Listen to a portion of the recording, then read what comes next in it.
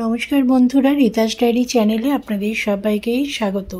বন্ধুরা, 2024-এর দুর্গাপুজো চলে আসলো। তো ষষ্ঠী, সপ্তমী, অষ্টমী, নবমী, দশমী সব দিনেই মা দুর্গার পুজো হবে এবং সব দিনেই আমরা আনন্দ করব, বরণডালা সাজিয়ে দশমীর দিন বরণ করব, সব কিছু করব। কিন্তু আপনাদের কি একটা কথা মনে আসে যে সন্ধি পুজোয় কেন 108টা পদ্ম দেওয়া হয় আর কেনই বা 108টা প্রদীপ জ্বালানো হয়?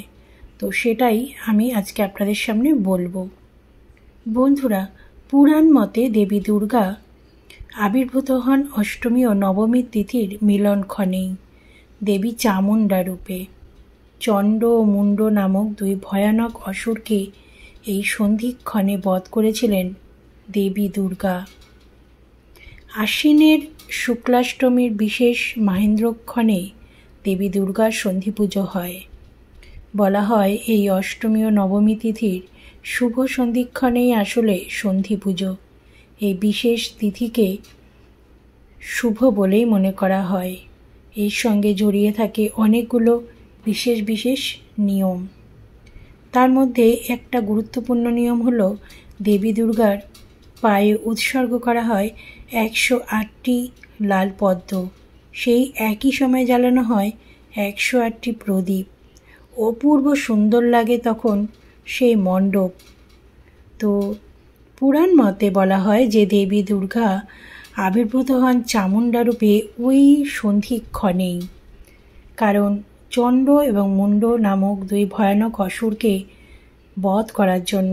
এই জন্য বলা হয় যে সন্ধিক্ষণে কখনো মা দুর্গার সামনে দাঁড়িয়ে পুজো দেখবেন না, একটু সাইডে দাঁড়িয়ে দেখবেন। আমরা সকলেই জানি রাক্ষসরাজ রাবণকে বধ করার জন্য আশ্বিন মাসেই রামচন্দ্র অকাল বোধন করেন।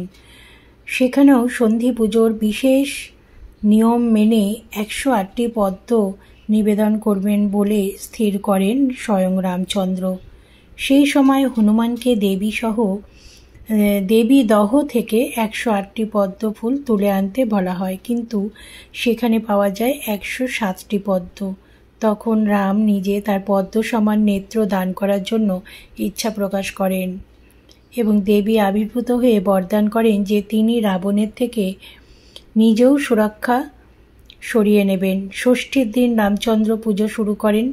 অষ্টমী এবং নবমী তিথির মাঝে রামের অস্ত্র প্রবেশ করে এবং দশমীর দিন রাবণের বিনাশ করা হয়।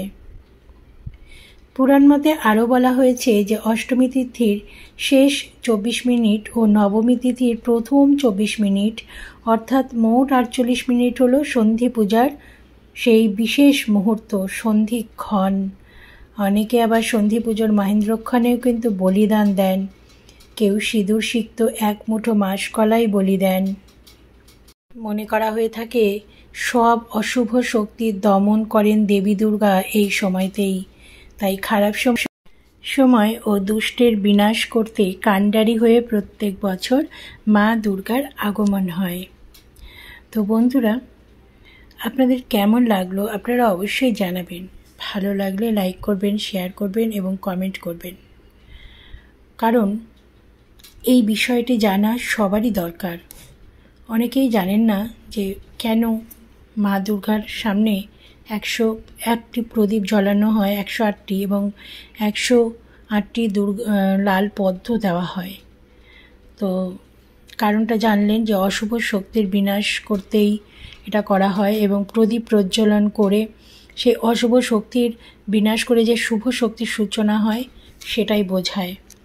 তাই এই সময় সন্ধি পুজোর সময় যতটা পারবেন যদি নিজেরা মা দুর্গার সামনে নিজেকে প্রার্থনা করতে পারেন, নিজের সমস্ত কিছু জানিয়ে মাকে আরাধনা করতে পারেন, তাহলে অবশ্যই দেখবেন আপনাদের মনোবাসনা পূর্ণ হবে। আপনারা নিজেরাও একটি করে প্রদীপ মায়ের সামনে জ্বালাবেন। সর্ষের তেলের প্রদীপ বা ঘিয়ের প্রদীপ যাই হোক না কেন, অষ্টমীর দিন জ্বালাবেন।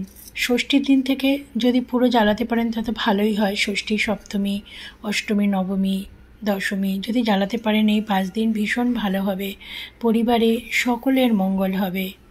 তো সেই জন্য প্রদীপ জ্বালাবেন, কারণ আগুনকে সাক্ষী রেখে যদি আপনি আপনার সমস্ত দুঃখের কথা জানান, তাহলে দেখবেন আপনার মনোবাসনা খুব তাড়াতাড়ি পূর্ণ হয়ে যাবে, মনস্কামনা পূর্ণ হবে খুব তাড়াতাড়ি। সবাই ভালো থাকবেন, সুস্থ থাকবেন। নতুন বন্ধুরা একটা সাবস্ক্রাইব করবেন প্লিজ, আর ভালো থাকবেন।